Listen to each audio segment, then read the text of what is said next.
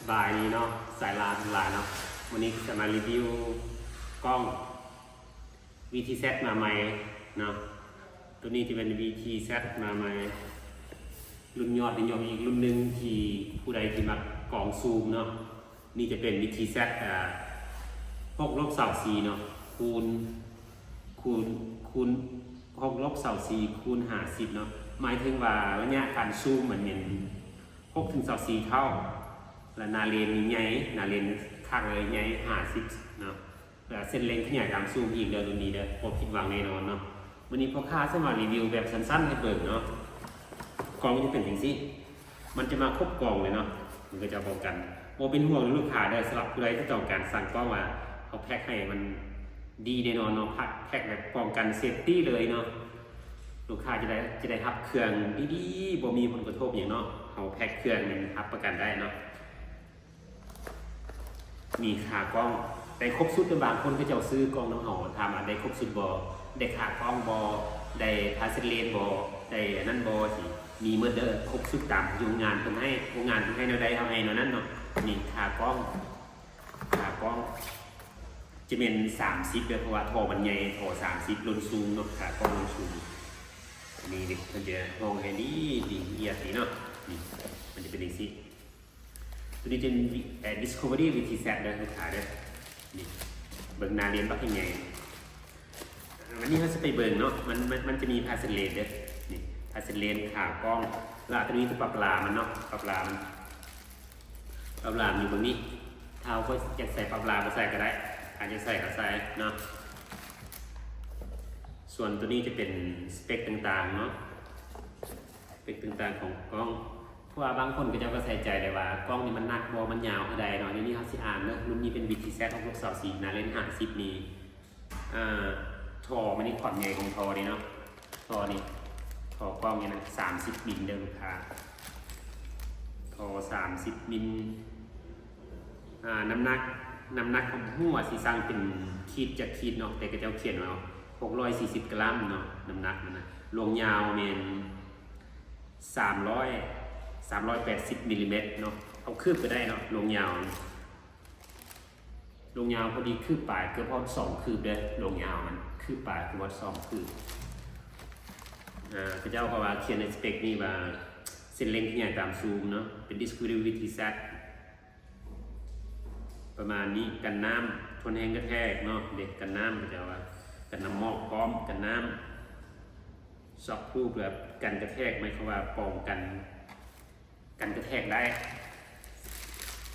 มันนี้เราจะมาแกะข้างในมันเนาะ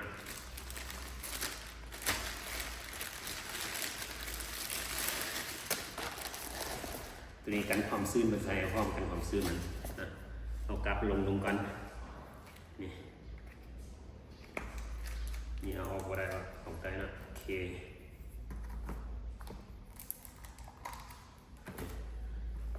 มันจะเป็นแบบนี้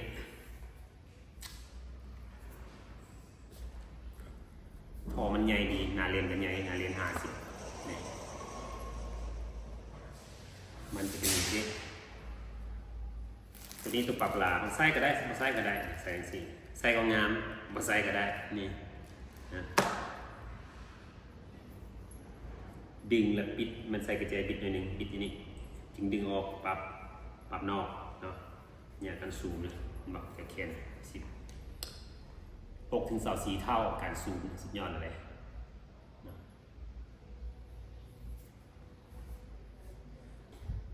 เดี๋ยวพอค่าจะให้เบิ่งเส้นเล็งเนาะบ่ยากให้เบิ่งเส้นเล็งอย่างนี้นี่สุดยอดอันนี้อย่างที่บอกน้ำหนักกับรายละเอียดต่างๆเขียนตามนี้นี่เส้นเล็งใหญ่ตามซูมกันน้ำทนแรงกระแทกซูมเนาะนี่เนาะราคาพอแพง2 ล้านปลายๆเนาะ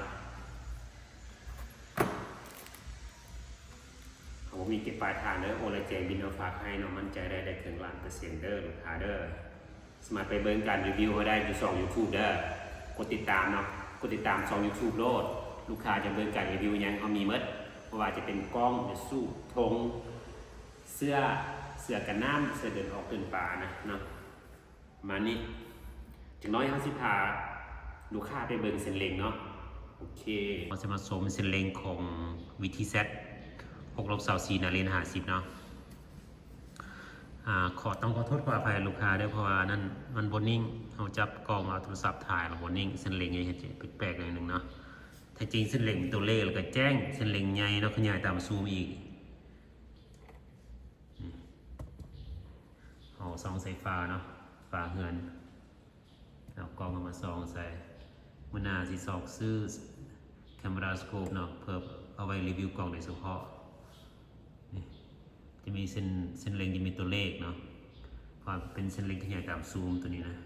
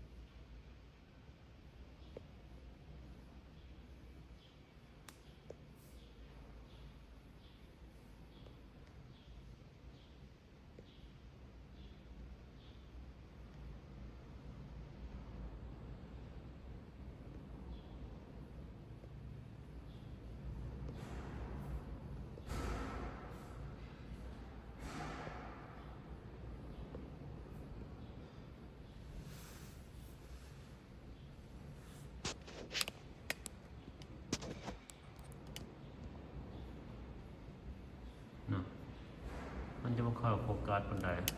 พอเส้นเล็งเอามาซองใส่นั่นเลนกล้องเด็มันสะท้อนเห็นมันโฟกัสบนใดโอเคประมาณนี้เนาะลูกค้าเนาะเส้นเล็งก็ประมาณนี้ใครสนใจ